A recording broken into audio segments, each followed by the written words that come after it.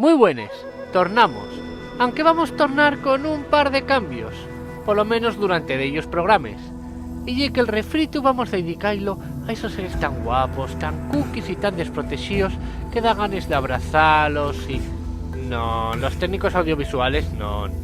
Los animales. Queremos que van muchos animales, pero por desgracia muchos llegaren a la extinción. Güey, vamos a ver 4 que por una razón o por otra desaparecieren. Entamemos. Número 4. La Rheobatrachus silus, o rana incubadora gástrica, yera el único animal conocido que yera a incubar los sos huevos en el estómago. Los huevos fecundados desarrollábanse en el estómago de la hembra, que daba a luz expulsando les críes desarrolladas pela boca.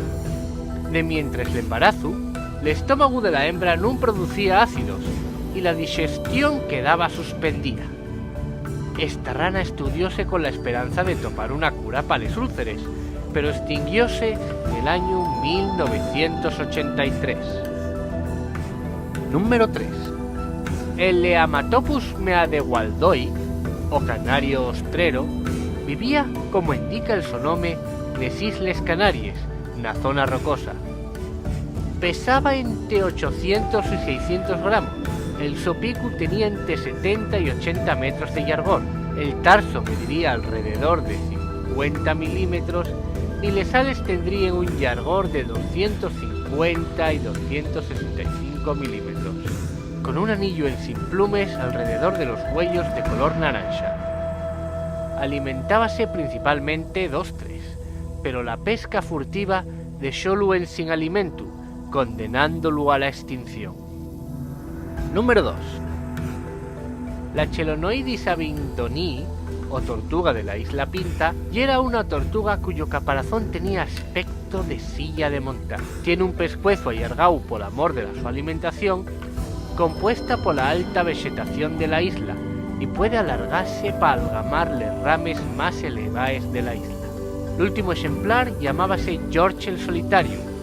Nació en 1903 y a entamos de este siglo intentóse d'elles vegades un cruce con especies similares para asegurar la permanencia de la especie, pero estos intentos no tuvieron éxito. Finalmente, en 2012, atopóse el cuerpo en sin vida de George, certificando así la muerte de esta guapa especie. Número 1.